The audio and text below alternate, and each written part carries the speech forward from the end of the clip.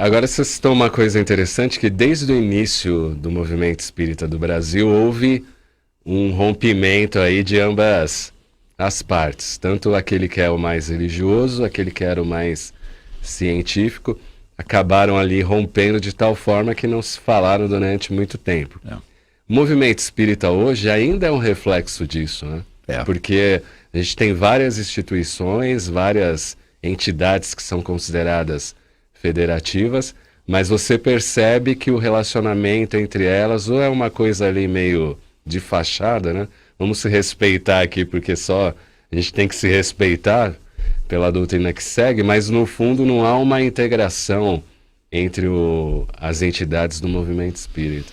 Não há, e eu vejo isso, inclusive, Cláudio, como algo positivo, não negativo.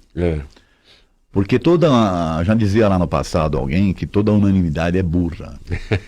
Né? Então, quando você tem um órgão que se diz detentor da informação, ou do poderio, ou né? Nós somos os representantes oficiais do espiritismo no Brasil, por exemplo. A casa máter do espiritismo. Quando se intitula dessa forma, né? Você imagina que esse pessoal seja o detentor mesmo das informações que os outros não têm. Quando, na verdade, a doutrina espírita é do livre pensar. As pessoas, né, os espíritos se manifestam onde bem queiram. Eles não vão se manifestar só naquela... Aliás, eu acho mais fácil os espíritos se manifestarem aonde não existe esse tipo de ideia, de mentalidade, os espíritos superiores, eu estou dizendo, tá? Do que, né, se apresentarem onde existe mais humildade, onde as pessoas não se colocam dessa forma. Então eu vejo de forma positiva não existir essa ascendência de uma sobre as demais. Entendi. É bom que permaneçam mesmo, né, isoladas e cada uma ali tentando... No sentido aí é bom, mas tem o outro lado que cada um quer puxar a sardinha para sua brasa, né? Aquela história, né, de puxa a sardinha para o meu... a minha verdade é melhor do que a sua verdade, e por aí afora. Quando na realidade, a verdade está na doutrina. Sim. O problema é a interpretação que se faz da doutrina. Isso que é o detalhe. Eu posso ler, por exemplo, uma questão lá do Livro dos Espíritos, Cláudio, e você também ler a mesma questão. A interpretação que nós vamos fazer, ela pode ser diferente. Baseada em quê? O que vai no meu íntimo. Baseada no meu sistema de crenças, baseada na minha cultura, baseado naquilo que eu preciso naquele momento. Então, essa interpretação, não sei se seria o termo nem correto, interpretação, mas, por exemplo, você tem a codificação e ali é o alicerce do espiritismo. Isso. Então, baseado no trabalho que o Kardec fez, ali não dá para se questionar, por exemplo, a indagação, o que é Deus? Você pode filosofar tudo, mas os espíritos deram uma resposta que seria a melhor para nós. Isso. Mas o que eu vejo são médiuns querendo complementar a codificação. Sim. Tanto que ali é o alicerce. Então não tem mais o que ser modificado ali. Você vai estudar a partir dali. Mas tem médiuns que falam, não, o Kardec falou isso lá, mas hoje é dessa forma. Tipo, querendo mudar os conceitos que já foram colocados lá. A grande questão são duas coisas que a gente tem que analisar aí, tá, Cláudio? A primeira é, a doutrina está ali, ela foi codificada, porém você tem, a interpretação começa na tradução. Um outro detalhe.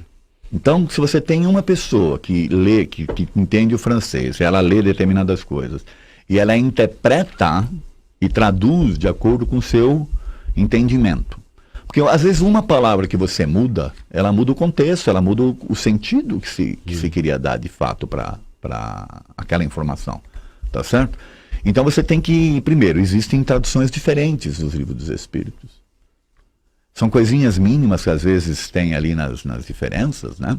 Porém, uma palavra só modifica às vezes um conceito. Do sentido. Então essa questão que eu estou falando da interpretação começa por quem já traduz. Depois começa pelos grupos de entendimento. Então, quando você pega um grupo que, por exemplo, aquilo que eu te falei, né, o grupo que se acha os detentores, porque um determinado espírito falou para eles, lá no começo, né? Nem questionaram se esse espírito existe ou não existe, não foi através de vários médiuns, foi através de um médium só. Então, tudo diferente do que o Kardec fez. Porque uma das coisas que o Kardec tinha é o bom senso, e uma das coisas que ele usava como base era o controle universal dos ensinos dos espíritos. O que significa controle universal dos ensinos dos espíritos? Você não aceitar uma mentira em 99 verdades, entende? Então, para que ele pudesse considerar uma ideia como sendo uma ideia espírita, ela tinha que vir de médiuns diferentes e de espíritos diferentes. A mesma ideia. Que não existe no Brasil. Não, isso. Infelizmente não. Hoje você pega um médium, né? E esse médium vira referência para tudo. Você pega um espírito e ele se manifesta através de vários médiums. Ou seja, você tem as coisas totalmente ao contrário. Ou é um médium só que recebe vários espíritos trazendo, e tudo passa por esse médium, que é um perigo. Ou você tem o mesmo espírito através de vários médiums, que também é outro perigo. E aí você pensa, pô, mas só esse espírito se comunica? Então, isso é perigoso no aspecto de que você está sendo... você tem uma grande chance aí de ser ludibriado, entende? De ser manipulado no aspecto de que os interesses de grupos, por exemplo, tá? De manter hegemonia, de manter a ascensão sobre as pessoas, de manter o poderio econômico no sentido de venda de livros e por aí afora. E você sabe que tem ciúmes, né? Entre os médiuns. Bom. Uma vez numa Bienal do Livro, tinha o médium X e o Y, e os dois com o mesmo nome na capa do livro do espírito, né? E aí eu fui perguntar para o médium, mas é o mesmo lá? O médium ficou bravo. Não, é só por meu intermédio. Quer dizer, então tem a disputa aí. Quem é que de fato recebe o espírito X, entendeu? O que é uma coisa do ego, né? Vai inflar o ego. Rua Clélia, 669, na Lapa, aqui em São Paulo, a partir do meio-dia. O Edson, tem uma pergunta aqui do José Alves, de Araguaína, Tocantins. Ele diz, com relação às evocações, podemos num trabalho mediúnico, ou mesmo numa necessidade de auxílio, de socorro, evocar um espírito que sabemos ser superior pelo seu nome? Embora alguns colegas digam que não, o Livro dos Médiuns, no capítulo 25, é claro no tocante à questão. Então, essa questão... Como é o nome dele? É José... José Alves. Viu, José Alves? Essa questão da evocação, ela é discutida no meio espírita, né? Muitas pessoas são, inclusive, contrárias ao que aconteceu no movimento espírita, que não faz mais as evocações. Porém, tem uma questão que eu gosto de colocar e que eu gostaria que você, inclusive, pensasse sobre isso, tá? Os espíritos se comunicam por pensamento. Então, no plano espiritual, por exemplo, as conversas se dão num campo mental, né?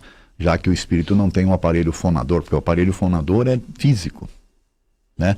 É um dispositivo que nós temos aqui maravilhoso, que faz com que a impulsão do ar, né, se transforme em sons e por aí afora, né?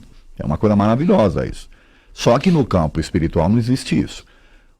Por se comunicar por espírito, por pensamento, as pessoas acham que elas têm que chegar numa reunião e dizer o nome do espírito. Fulano de tal, se apresente.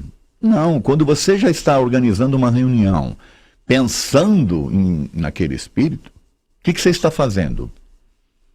Se a gente for parar para pensar, você o está evocando, mentalmente. Tá certo? É o mesmo princípio, viu, José, que...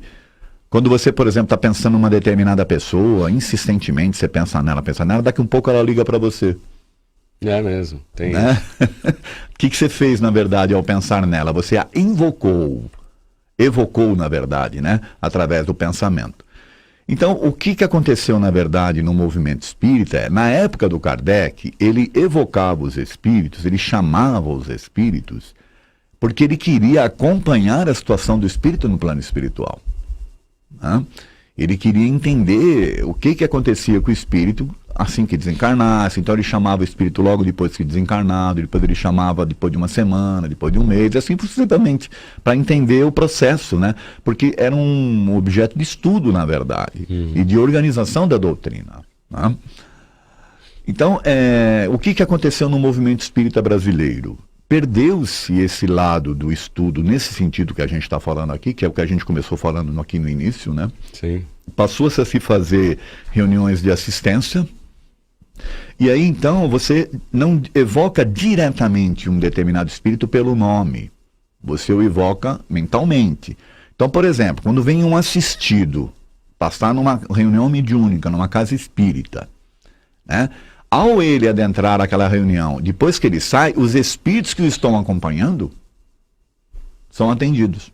É uma espécie de evocação, só que ela não é específica, ela não é pelo nome. O grande problema também é quando você chama um determinado espírito pelo nome, você está correndo o risco de ser ludibriado, porque você não sabe se aquele espírito está em condição de te atender ou não, se ele tem condição de se participar ou não.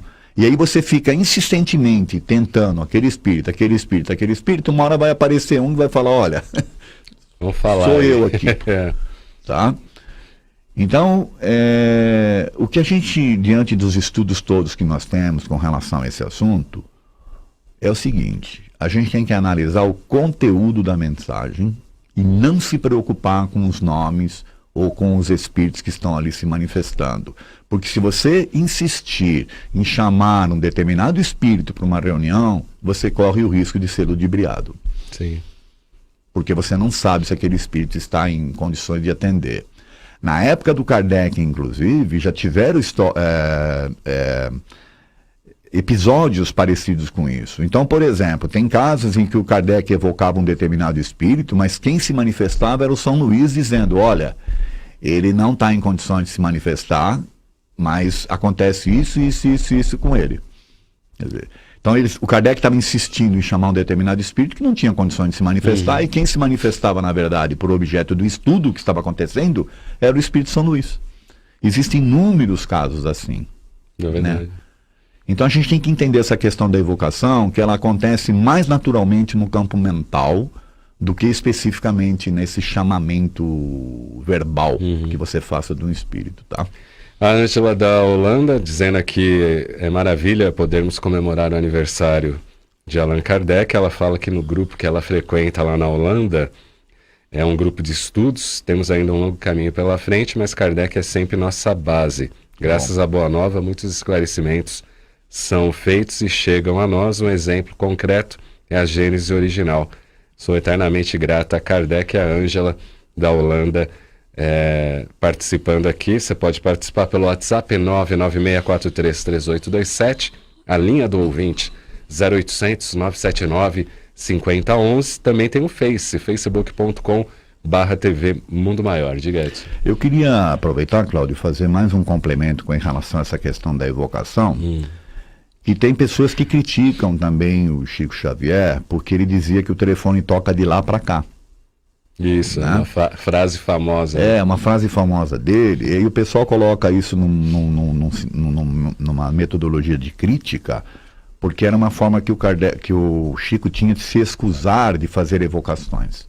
Só que a gente tem que entender a dinâmica do que acontecia com o Chico, né? Você imagina o Chico Xavier recebendo ali 300 pessoas querendo mensagens dos parentes. São 300 pessoas numa noite. Ele vai ter condições de receber 300 espíritos? Nossa, pensou? Então, qualquer um que estuda a doutrina espírita sabe que isso é impossível.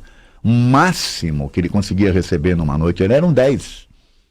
Bom, então você tem ali, partindo para essa história da evocação que nós estamos falando, 300 pessoas que foram até o Chico já evocando mentalmente, né, aquele determinado espírito que eles querem notícia.